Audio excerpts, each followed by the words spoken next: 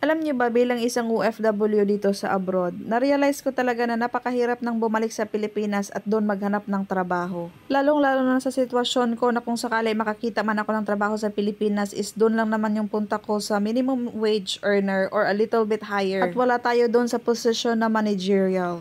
Or even if you are in managerial position, mas malaki pa rin ang sahod na ino-offer ng abroad compare sa Pilipinas. Kaya no wonder why napakakunti talaga yung umuwi ng Pilipinas at naghanap ng trabaho. Yung mga umuwi ng Pilipinas at nag-for good na yun yung may malaking mang ipon. Pero para sa amin, or personally para sa akin na wala pang ipon, mas pipiliin ko magstay dito sa abroad kaysa uwi ng Pilipinas na dyan na magtrabaho at office work nga or mas light yung trabaho pero maliit naman yung sinasahod. And you know what? I have received so many questions asking me, bakit ka nagkatulong dito sa Hong Kong? May pinag-aralan ka naman. Why won't you go to another country for a better job? And my answer is this. Well, bago nyo pa naisipan yan, inisip ko na yan ng 1,000 times. Alam nyo, bago ako magdesisyon sa buhay, I think of it many times talaga.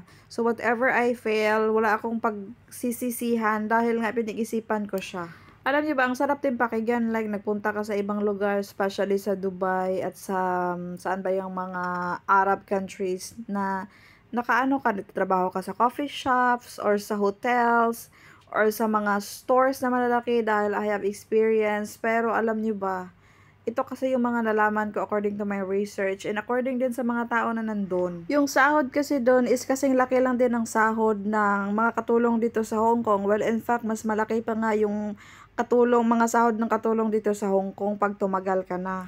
Technically, according sa aking mga kilala, no, according sa aking pag-iimbestiga dahil nagtatanong din ako sa kanila, mas malaki yung sahod ko ngayon dito na as katulong ko compare sa kanila na sila yung mga skilled worker doon. At maliban dyan, libre pa yung pagkain namin at bahay. Yung sahod namin, buo naming mahahawakan dito, walang kaltas.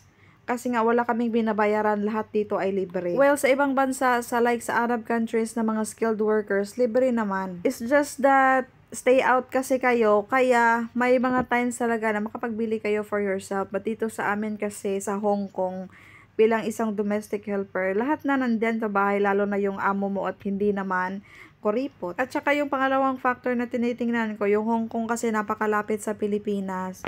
So anytime na gusto mong umuwi today, pwede ka talagang makauwi dahil mura lang yung pamasahe at saka 2 hours travel lang. So para lang ako nag-travel from Bacolod to San Carlos City. Napakalapit lang talaga ng Hong Kong sa Pilipinas. Well, in fact, yung time nga, wala ngang time difference. Sa kabilang isang katulong, wala ka din masyadong iniisip na stress, hindi ka pressure sa trabaho. As for me kasi ako dito hindi naman ako pressure sa work.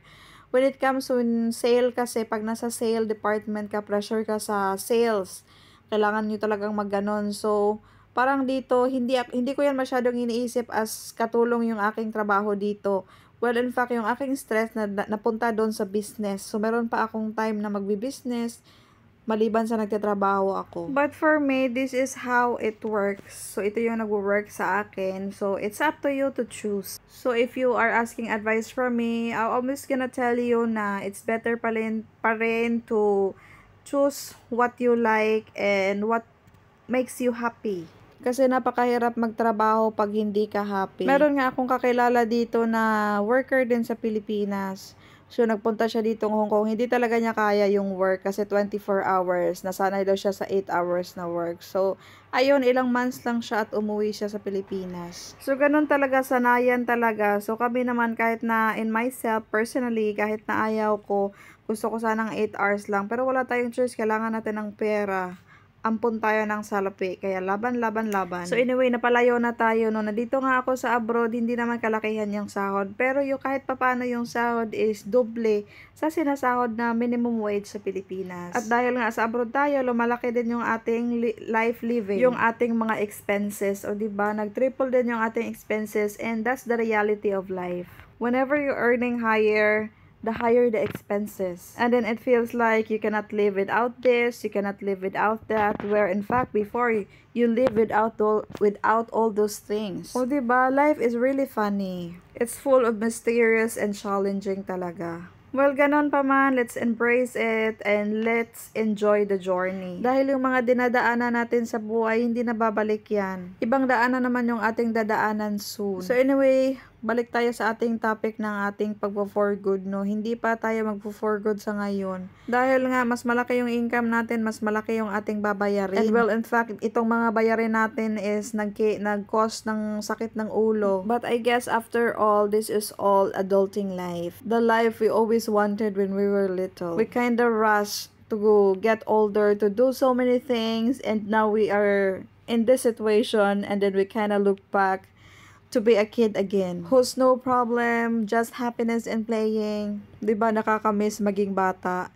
And at this moment, masasabi mo na lang talaga at maiintindihan mo na yung sinasabi ng mga matatanda na don't rush to be old, kasi being older takes a lot of responsibility. Nice. So in my 3 years in abroad, wala pa ding ipon, but meron na ako kahit pa ng mga investment. Wala man tayong ipon, pero at least yung money natin hindi tayo na scam. Our money goes to many investment, mga pakunti-kunting mga investment, and those are remembrance that we can look forward or look back kung babalik na tayo sa Pilipinas at mag for good. Because in this life, there's nothing enough.